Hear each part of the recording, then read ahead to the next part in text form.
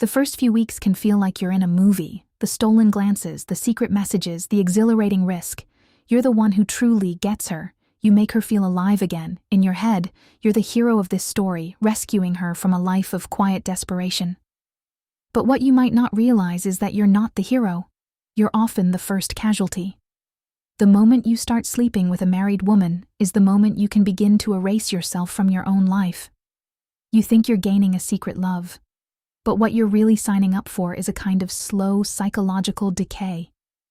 It's a quiet unraveling that starts with a thrill but can end in total self-destruction.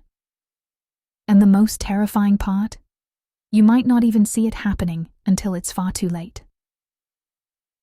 Section 1. The seduction, the allure of the forbidden.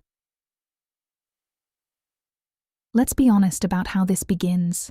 It's rarely a malicious plan. It often starts innocently, maybe as an emotional affair where you connect with someone who feels unseen in her own marriage. She confides in you. She laughs at your jokes. She makes you feel like the most important person in the world, which is a powerful feeling if your own life feels mundane. This phase is intoxicating. It's a powerful cocktail of validation and excitement. You start telling yourself a story where you're the protagonist and she's the damsel in distress. The justifications come easy. Her husband doesn't appreciate her. We have a connection I've never felt before. It's not like we planned this. These stories are your shield against the reality of the situation.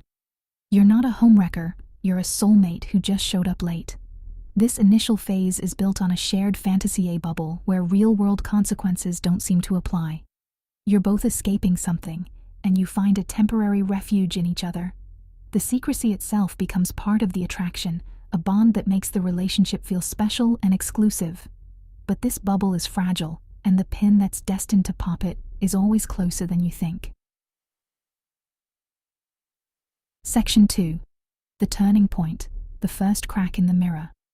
The transition is subtle. It's not a sudden explosion, but a slow, creeping dread. It's the first time you have to tell a major lie to your friends. It's the moment your heart pounds in your chest because her husband called while you were with her. It's the weekend you spend alone, staring at your phone, knowing she's with her family, living a life you are completely excluded from. This is the turning point. It's when the internal conflict, the stress of believing you're a good person while acting deceitfully, becomes a constant hum in the background of your life. That conflict is the engine of your own self-destruction. The thrill, once a source of euphoria, starts to curdle into anxiety. The secret that once felt like a treasure now feels like a heavy, suffocating burden. You start to realize the logistics of the lie are more demanding than the joy of the relationship. The constant scheduling, the coded language, the fear of a stray text message, it all begins to take its toll. You're no longer in a relationship. You're managing a covert operation where the main goal is no longer love, but simply not getting caught. Section 3. The downward spiral, the slow erosion of you. This is the core of the destruction. It's not always a dramatic confrontation, but the quiet, internal decay that can happen long before an affair ever comes to light. First comes the crushing weight of guilt and paranoia. Guilt is corrosive. It can eat away at your self-worth and self-respect. Every time you're with her, a part of your mind may be calculating the damage you are causing to her husband, to her children, and to your own integrity. This guilt often leads to a state of chronic anxiety and can contribute to depression. This state of mind fuels paranoia. Paranoia is a prison you build for yourself, one lie at a time. You start seeing threats everywhere. A car that looks like her husband's, a mutual acquaintance who looks at you for a second too long. This state of hypervigilance is mentally exhausting. You are living in a constant state of fight or flight, your nervous system frayed by the unending stress of managing the secret. You can't be present in your own life because you're too busy monitoring the life you're not supposed to be living. Next is the main potential loss of your integrity. A person's word is their bond, but in an affair, your entire existence is often built on deception. You lie to her husband by your very presence. You likely lie to your own friends and family. After a while, the lines can blur. Lying becomes a survival skill, but something profound happens when you become a liar. You can lose the ability to trust yourself. Your own reflection might become that of a stranger whose actions don't align with the values you thought you held. This erosion of character is one of the deepest wounds because it's self-inflicted. Finally, some people become addicted to the secrecy and the chaos. The emotional volatility of an affair.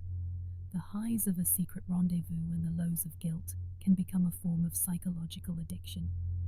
Normal, healthy relationships may start to feel boring.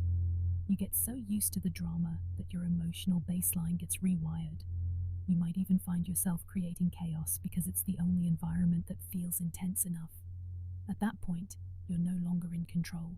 The affair and the dysfunction it breeds is in control of you. Section 4. The eventual fallout, the visible destruction. While internal decay is the slow poison, external fallout is the violent conclusion that many of these situations reach. No matter how careful you think you are, secrets have a way of coming out. When they do, the destruction can be swift and merciless. If you are in a relationship yourself, the revelation will likely shatter it. The trust you spent years building can be destroyed in an instant. There's also the very real risk of confrontation with the husband, ranging from public humiliation to something much worse. Your reputation can be damaged. Social circles might be strained or broken as people feel forced to choose sides. The social stigma surrounding infidelity is real and can be incredibly isolating. And then there are the children, if they exist. The ripple effects on her family can be catastrophic, creating conflict and tension that deeply affect a child's well-being. The discovery can disrupt a child's sense of stability and security, potentially leading to anxiety, confusion, and long-term trust issues. The hero narrative you once told yourself is brutally exposed for the selfish delusion it was. In these scenarios, there are no winners, just a trail of broken hearts and fractured lives. Section 5. The ultimate price, the spiritual and existential bankruptcy. Beyond the psychological and practical fallout, there is a deeper cost. Major faith traditions and ancient wisdom have warned against adultery for millennia. Proverbs 6:32 states, "He who commits adultery lacks sense, he who does it destroys himself."